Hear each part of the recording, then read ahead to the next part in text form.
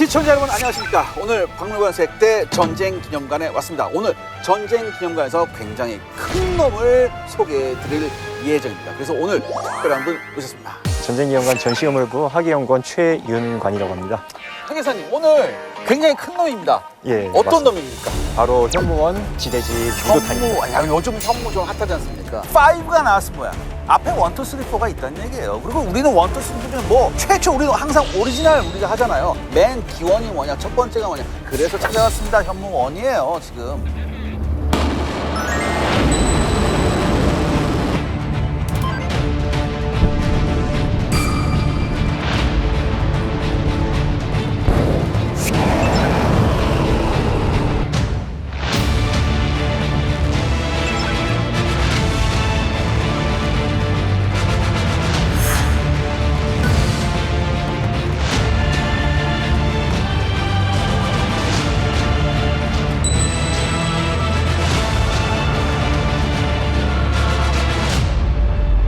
자, 근데 하계사님 솔직하게 제가 말씀드릴게요. 어디서 굉장히 많이 보던 거예요. 아, 그렇죠. 지금 네. 이제 뒤에 보시는 두 네. 개하고도 많이 네. 이제 닮았는데 2단 추인체 보면은 바로 나이키 어큘리스랑 동일하다고 할 수 있죠. 이게 그러니까 원본이 원래 지대공 미사일이었던 나이키 어큘리스. 예, 맞습니다. 네, 그거를 한 거다. 현무원의 사실 원조를 보면 또 백곰이라고 해야 되나요? 예, 그렇죠. 그렇죠. 이 현무의 사실상 아버지 백곰 얘기도 조금만 해주세요. 사실 이 현무원을 네. 이야기하기 전에 백곰 이야기를 빼놓을 수가 없거든요. 네, 네. 나이키 어큘리스랑 거의 동일한 생김새를 가진 네. 이제 백곰 미사일 NHK-1이 대표적인 시제 미사일이었는데요. 네.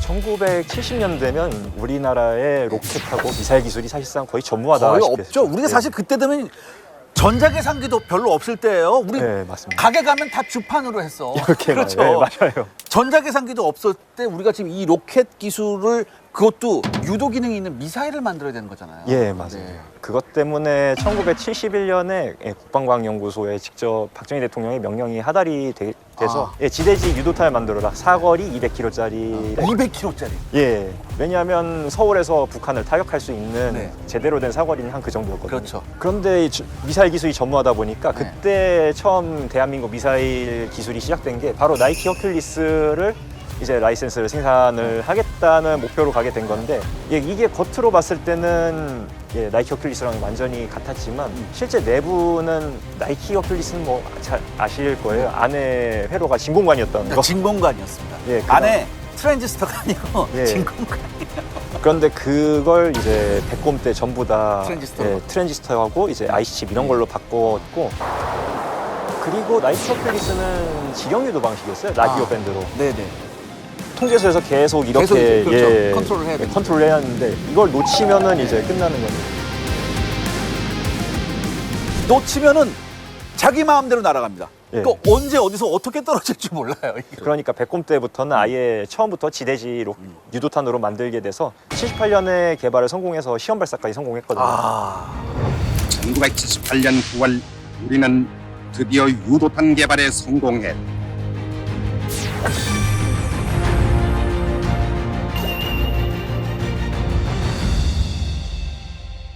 그랬더니 이제 박정희 대통령 시해 이후에 정권을 잡은 전두환 정부에서 ADD에 있는 모든 미사일 사업부를 다 해체를 했죠. 그렇죠, 그렇죠. 사실상 뭐 미국의 압력이 있었다 그런 얘기도 좀 있었고요. 예, 그 다음에 그 정권의 정당성을 확보를 하려다 네, 보니까 뭐 네, 그렇게 네. 된 건데 갑자기 양우산 묘소 테러 사건이 나면서 야 북한까지 날아가는 미사일 다시 만들어 하니까 그렇죠. 그때 자료들도 파긴 했는데 머리에 있는 이 소프트웨어는 파기를 못했죠. 그 당시 백곰에서 이제 습득했던 기술을 집대성에서 2년 만에 만든 게 바로 이게 현무원이 된 거죠.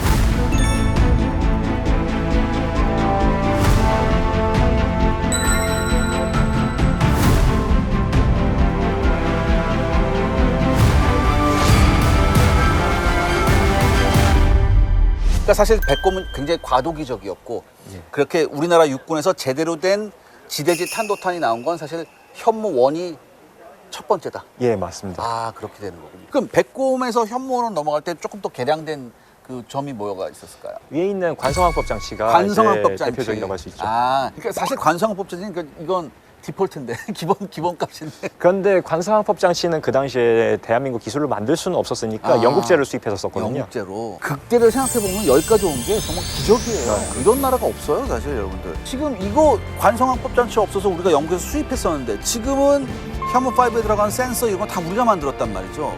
옛 것을 알아야 되는데 이유가 뭐냐면 여기서부터 우리가 이렇게 발전했다. 그 사이에 우리가 어떤 과정이 있었냐. 이게 굉장히 중요한 것 같아요. 저는. 자, 그렇다면 이제 이 현무1의 디테일 어떤 게 있을까요? 일단 추진체가 일단 바뀌었죠. 추진체가 이렇게 예. 원통 완전 하나짜리로 바뀌었다는 거. 처음에 나이키 어큘리스의 이제 4개짜리 더블 베이스 추진기관을 이제 단일 컴포짓으로 바꾼 게 컴포짓으로.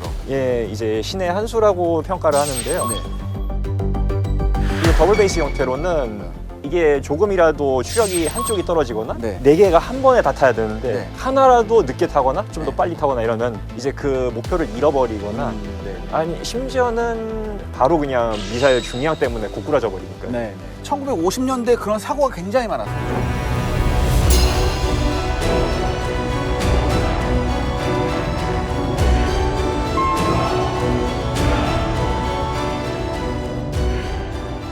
예, 그런 문제를 해결하기 위해 가지고 현무원 미사일에서는 2단 추진체와 마찬가지로 네. 1단도 컴포짓 형태 하나의 기관으로 이렇게 바뀐 게 그래서 가장 1단은 크습니다. 이렇게 하고 이제 1단이 분리되면서 이제 2단도 추진이 되는 거죠. 예, 그렇죠. 2단도 추진이 되면서 그러니까 1단, 2단이 하게 되면 그 중요한 게 뭐냐면은 사거리가 늘어나게 훨씬 되잖아요. 굉장히 늘어나게 되잖아요. 사실 4개짜리 만드는 것보다 하나짜리 만드는 게 뭐 더 쉽지 않냐고 얘기를 하는데 이 정도 크기의 컴포짓 그렇죠. 기관을 만드는 게 오히려 더 힘들었습니다. 그렇죠. 그다음에 저기 이제 숫자가 써 있어요. 현무 8608이라고 써 있거든요. 아, 예. 저 어떤 의미가 있을까요?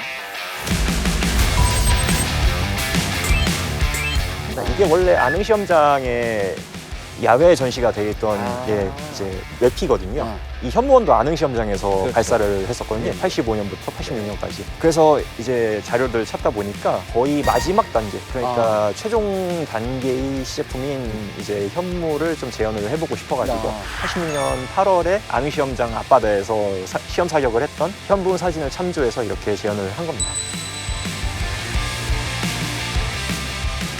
그럼 이거 현무 굉장히 크잖아요. 아, 이거 엄청 어떻게 이동하고 어떻게 방열해요? 예전에 나이키 어큘리스도 진짜 문제가 많았는데 나이키 어큘리스 여러분 나이키 어큘리스 이거 기립할 때 엄청 힘들어. 이게 그냥 이게 훈련을 하잖아요.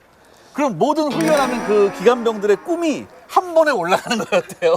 나이키 어큘리스 발사대도 저희 앞에 있는데 딱 봐도 뭔가 이동을 고려한 느낌은 아니잖아요. 그냥 바퀴도 없어요 사실. 네, 이제 진지 변환 한번 하려면은 거의 뭐 사람들 다 달라붙어가지고 아. 죽음이었는데 네.